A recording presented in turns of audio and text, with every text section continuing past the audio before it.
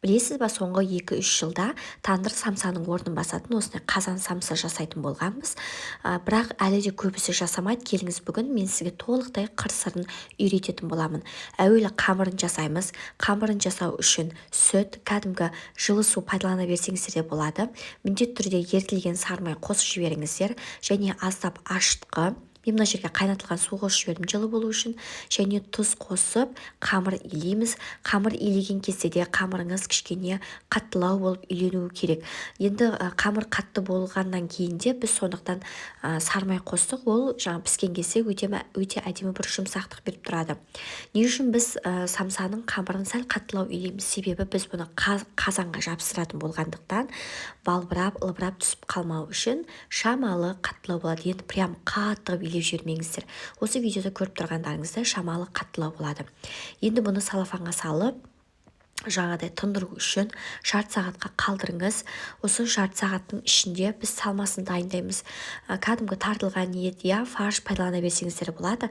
Бірақ тандыр самсаға көбінесе байқайсыздар ма, қолдан турап қосады етті. Мен де осыны сиырдың, жылқының еті аралас екеуі, соны ұсақтап турап алдым.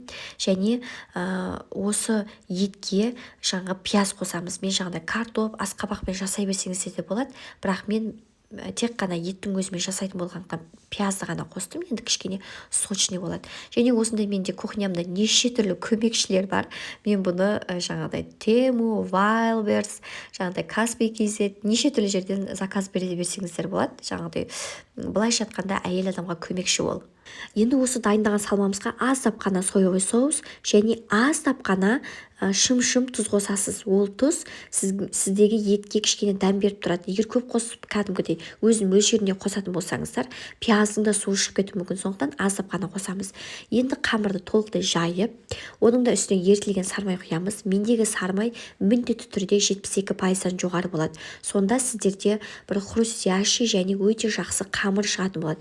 Кез келген нәрсеге болсын, мен пирог дайындасам да кез келген қамырға 72%-лық сармай қосамын. Және міндетті түрде бөлме температурасында осылай ашық күйінде 7-8 минуттай қалдырып қойыңыздар. Сармай кішкене қатады.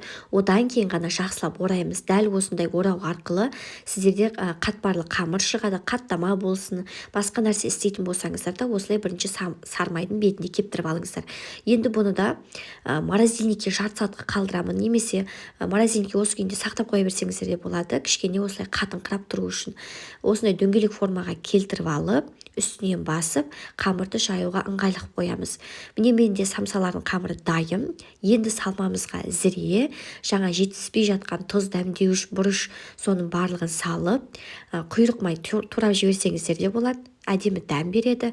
Тоже сочный болады, немесе сұйық май құйып жіберіңіздер.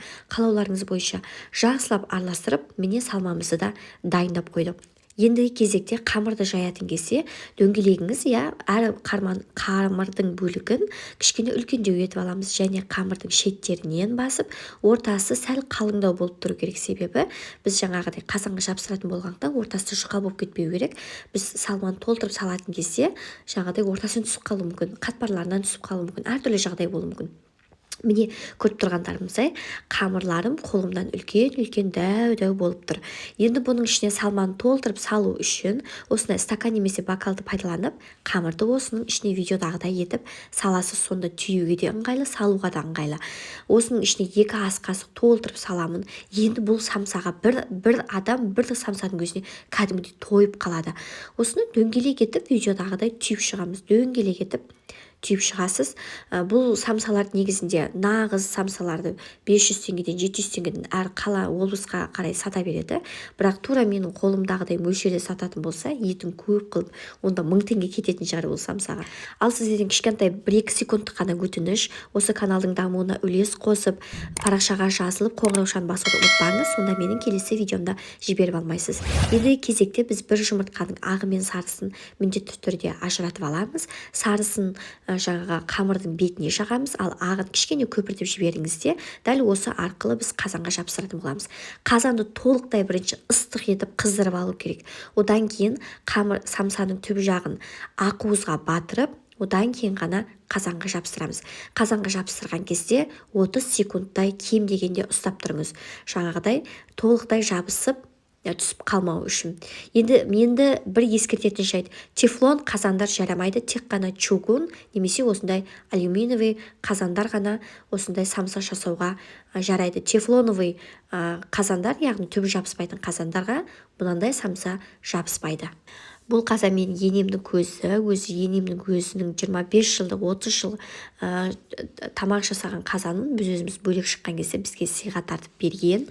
Бұл қазанға енді менімше бір 30 жылдан асып кетті. Енді сары уызды жағып осындай күнжітін бетіне жабыстырамыз және 40 минут пісіреміз қыздар. Бірақ та әр 10 минут сайын қақпағын ашып, қақпақтың бетіне бу жиналады, соны сүртіп тұру қажет. Әйтпесе ол да жаңағыдай қамырдың ағып кетуіне мүмкіндік жасайды. Сондықтан әр 10 минут сайын қақпағын ашамыз. Енді 40 минуттан кейінгі нені көрсетейін, мен көрдіңіздер ма? Сулар осылай жиналып қалады. 40 минут осылай болады. Енді бетін әдемі қылып қыздырып алу үшін қазанды төңкересіз. Айта кетейін, міндетті түрде оттың асты баяу болады. Оттың асты баяу күйінде бір 5-7 минут ұстайсыздар, 10 минут көп болып кетеді. Әйтпесе жаңағыдай күйіп кетуі мүмкін да. Мен бір где-то сол 6-7 минут ұстаған шығармын. Міне осылай қарасаңыздар, беттердің барлығы қызарып қалады. Енді мынаның иісі бар ғой, бүкіл үйді алып кетті. Кәдімгідей жолдасым, ойбай, тандыр самса алып келдім ба, мынаның тандыр самсадан вообще айырмашылығы жоқ қой дейді. Мен бір 3-4 айда осылай сағынғанда өзім үйде көп мол қылып жасап тұрамын. Қазанның түбінен де жақсы алынады, көрдіңіздер ме? Ондай қамыр қатты жабысып қалмайды. Және де егер де жаңағыдай осылай дақ болып қала ма десеңіздер, онда ешқандай дақ болмайды. Қазанды да тазалап алу оңай, кәдімгідей жуып тазалап ала бересіздер. Видео сіздерге қызықты, пайдалы болды деген үміттемін. Міндетті түрде пікір қалдырып, қай қаладан көргеніңізді, сізге ұнаған, ұнамаған, қандай да бір кеңестеріңіз болса, міндетті түрде комментарийға жаза кетіңіз. Сіздермен бірге болған Үрбіш Әмірқызы. Келесі видеода кездескенше аман сау болыңыз.